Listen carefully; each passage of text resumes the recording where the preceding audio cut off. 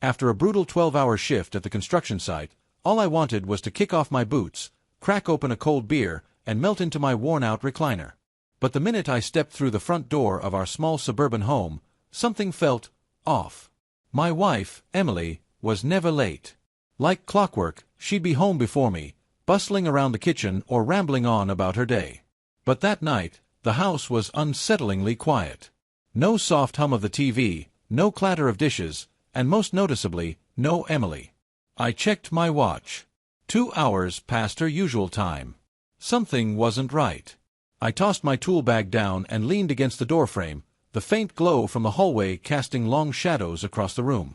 My mind replayed the past week. Emily wasn't the type to deviate from her routine. If she was running late, she'd always let me know. Yet, my phone hadn't buzzed once. A gnawing unease settled in my chest, refusing to let me relax. I paced to the window, peeking out at the empty driveway. And then, headlights. A sleek, midnight black sports car rolled in like it owned the place, its polished surface gleaming under the dim streetlights. My brows furrowed. This wasn't our neighborhood's usual beat-up sedans or minivans. My pulse quickened. Who the hell was this? The driver's door swung open, and out stepped Emily. Her movements were hurried, her phone glued to her ear. I squinted, straining to catch snippets of her conversation. Her voice was clipped, rushed, and tinged with a nervous edge. Every few seconds, she glanced over her shoulder, as if expecting someone to jump out from the shadows. This wasn't the Emily I knew, the calm, composed woman who always had her shit together. Something was up. She finally walked in an hour later, offering a flimsy excuse with a forced smile. "Car's in the shop," she said, tossing her purse onto the counter. "Borrowed a friend's car." "Right." Her friend, Stacy, whose boyfriend, Kyle, had a busted old Jeep that barely made it down the block, let alone transformed overnight into a luxury ride. Emily's excuse felt as thin as wet paper, and the crack in her voice didn't help. I didn't push then, but deep down, I knew this wasn't some harmless detour. The puzzle pieces weren't lining up, and I was done ignoring the red flags waving in my face. That night, as I stared at the ceiling in our pitch-dark bedroom, my mind raced. The unfamiliar car. Her jittery behavior. The rushed excuse. It wasn't just my pride that was at stake, it was my sanity. I wasn't going to sit around playing dumb. If there was something Emily wasn't telling me, I was damn sure going to find out. I spent the next few hours wide awake, formulating a plan. I needed proof. Real proof. Not just gut feelings. Quietly, I slipped out of bed and headed to the garage, grabbing my tools and a ladder. The small security camera we had outside barely covered the front door, let alone the driveway. That was going to change. I repositioned it, making sure it captured every inch of our property, every passing car, every movement. This wasn't paranoia, it was preparation. But even that wasn't enough. I needed more angles, more eyes on the street. Mark, my next-door neighbor, was my first stop. After explaining my home security upgrade, he agreed to help, but not without a favor. Helping him move his old rusted-out Camaro from his cluttered garage was a small price to pay for his camera's view of my driveway. Chris, 2 houses down, was my tech wizard. His conditions: help him install a new security system, and he'd adjust his camera to cover the rest of the street. 2 hours and a mess of wires later, we had a neighborhood-wide surveillance system that could rival the damn FBI. As I settled in front of my monitor, a live feed of every angle now in my control, I knew this was just the beginning. Whatever Emily was hiding, I'd catch it. No more guessing. No more doubts. Just cold, hard facts. For the next few nights, I barely slept. I sat glued to the screen, every flicker of movement making my heart pound. Most of what I saw was the usual: a neighbor walking their dog, the occasional car cruising by. But then, at around 5 a.m., when the world was still wrapped in darkness, something changed. Emily, wrapped in a hoodie, stepped outside. Alone. She wasn't heading to work, and she wasn't out for a morning jog. She stood at the edge of our driveway, her phone pressed tightly to her ear. Her voice, though muffled, had that same frantic tone I'd heard before. "Never using that car again," she hissed. "We need a new plan." My gut twisted. She wasn't just running errands. This was calculated. Secretive. I saved the footage, noting the exact time. This was my first solid clue, and I wasn't letting it slip away. Days passed, and one car kept popping up, a sleek, dark sedan. It never parked for long, never stayed in one place, but it was there often enough to stand out. I zoomed in, studying every detail, the make, the license plate, even a small scratch near the front bumper. And then, one night, I saw him. The driver. A sharp-jawed guy with a cocky smirk that made my blood boil. I needed more than blurry footage. I uploaded the clearest shot to an online facial recognition service. My leg bounced nervously as the system processed the image. And then, there it was, a match. Tyler Mitchell. The kind of guy you'd expect to see flashing his Rolex at a Vegas blackjack table, not lurking around suburban neighborhoods. His social media was a highlight reel of fast cars, wild parties, and expensive tastes. And there, in the comments, were clues, tagged locations that matched Emily's unexplained absences. It all started to click. I printed screenshots, saved every video, and documented every detail. License plates. Timestamps. Faces. Emily's web of lies was unraveling, and Tyler was smack in the middle of it. This wasn't a fling. This was a full-blown affair with a guy who thrived on adrenaline and recklessness. But just as I was piecing everything together, life threw me a curveball I never saw coming. My phone buzzed in the dead of night, the harsh ringtone shattering the silence. It was the hospital.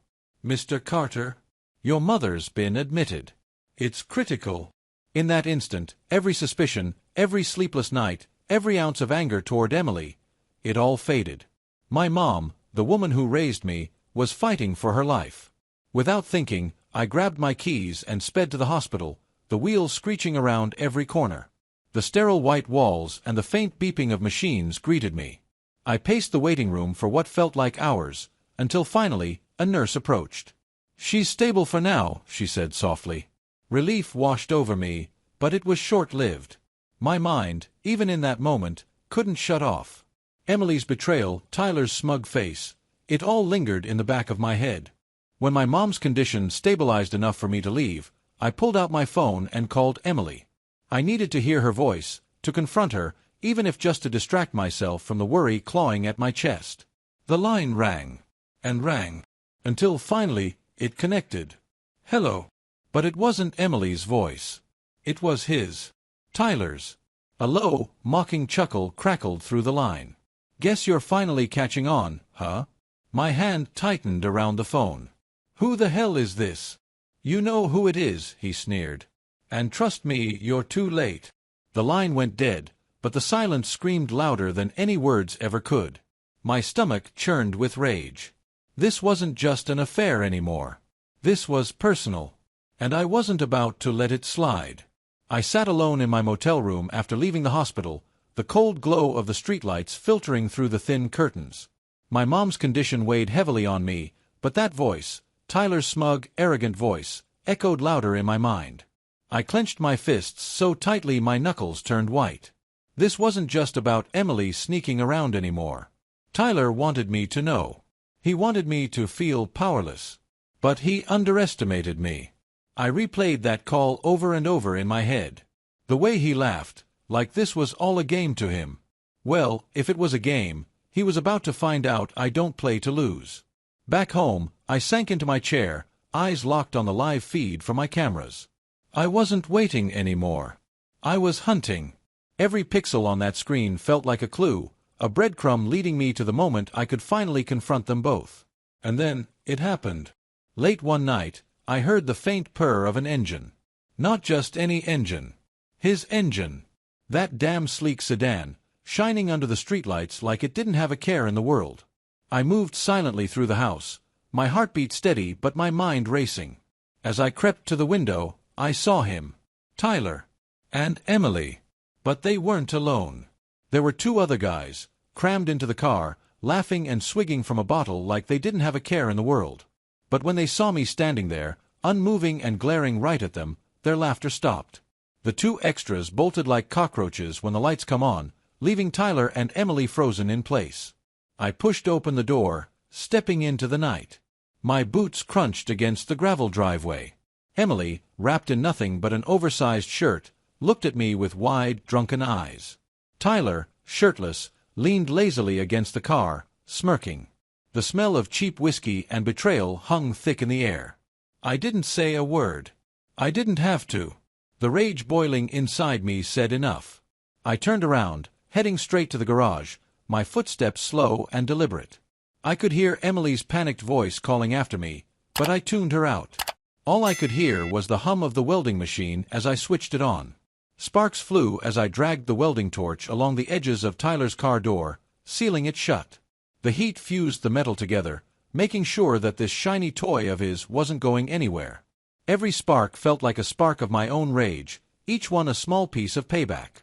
Tyler stumbled out of the car, finally realizing what was happening. "What the hell are you doing, man?" he shouted, trying to sound tough, but I could hear the fear creeping into his voice. I didn't answer. I just climbed into my truck, my hands steady on the wheel. The engine roared to life, loud and unforgiving. I shifted into gear, rolling up right beside Tyler's car. And then I climbed onto the roof. The first punch to the metal roof was loud enough to make Emily scream. Good. I wanted them to hear every blow, every dent, every shattered piece of glass as I let my rage out on that car. Tyler's precious ride wasn't so pretty anymore. Tyler stumbled toward me, fists clenched. But he wasn't ready for me to jump down and land the first hit. My fist connected with his jaw, sending him sprawling. "You thought you could walk into my house, take my wife, and walk away clean?" I growled. He staggered back to his feet, but I didn't give him the chance to swing. Another punch. Another. His arrogance faded with each hit, replaced by the wide-eyed realization that he had pushed the wrong man too far. Emily screamed for me to stop, but it was too late for that. Tyler crumpled to the ground, groaning. I stood over him, breathing hard, my fists throbbing. "Stay the hell away from my house," I warned, my voice low and cold. I turned back to Emily, her tear-streaked face pale under the streetlights. "You made your choice," I whispered, before walking away, leaving them both to deal with the wreckage they caused. The engine of my truck rumbled through the still night as I drove away from the wreckage I left behind. Tyler's mangled car, his bruised face, and Emily's stunned silence. The adrenaline still pulsed through my veins, but there was no turning back now. Every punch, every dent, every spark from that welding torch had been a final nail in the coffin of my marriage. Emily's betrayal wasn't just a wound, it was a scar that would never fade. But I wasn't going to let her or Tyler destroy what I had built. Back home, the quiet was deafening. I sat at my desk, the glow of my computer screen illuminating the piles of evidence I had gathered over the past weeks. Every screenshot, every video clip, every detail meticulously documented. It wasn't just about confronting Emily anymore. It was about making sure she couldn't weasel her way out of the truth when it mattered most, inside a courtroom. I spent hours that night organizing everything. Footage labeled by date and time. High-resolution stills printed and sorted. Even the testimony from my neighbors, who had seen Emily's strange behavior, were neatly typed out. My emotions were ice-cold now. This wasn't revenge, it was preparation. If Emily thought she could walk away unscathed, she was dead wrong. By morning, I had made my decision. I wasn't going to let this fester. I was taking her to court. She could keep Tyler and their drunken escapades, but she wasn't taking a damn thing from me. Not my house. Not my truck. Nothing. I found a lawyer known for being ruthless in the courtroom, a guy named Michael who had a reputation for tearing apart even the most airtight cases. Sitting across from him in his cluttered office, I laid it all out, the videos, the screenshots, the phone records. Michael leaned back in his chair, flipping through my evidence with a slow nod. "You've done your homework," he said, impressed. "With this, we're not just talking divorce. We're talking full asset protection. She won't get a dime." That's all I needed to hear. We spent the next few weeks building my case. Every late-night phone call Emily made. Every time Tyler's car appeared on my cameras. Every lie she told. Michael and I laid it all out like a carefully planned blueprint, ensuring no stone was left unturned. The day I served Emily the divorce papers, her face went pale. She didn't beg. She didn't cry. She just stared at me, knowing full well she had lost. Whatever thrill she found with Tyler wasn't worth the price she was about to pay. When we finally stood across from each other in court, I barely recognized her. The confident, vibrant woman I had once loved was now a shadow of herself. My lawyer presented everything: the surveillance footage showing her sneaking around, the phone records that didn't match her stories, the neighbors' testimonies about her erratic comings and goings. Emily's lawyer tried to argue, but every claim was shut down by cold, hard facts. And then, Michael delivered the final blow. "This isn't about jealousy," he said, his voice calm but sharp. "This is about deception." My client trusted his wife, and she systematically destroyed that trust. The evidence speaks for itself. The judge's verdict was swift. Divorce granted. All assets in my name. Emily walked away with nothing but regret. As I left the courthouse, I felt lighter. Not happy, not yet, but lighter. The battle was over. And I had won. The weeks after the trial felt surreal. The constant tension that had lived in my chest for months was finally gone, replaced by an odd sense of emptiness.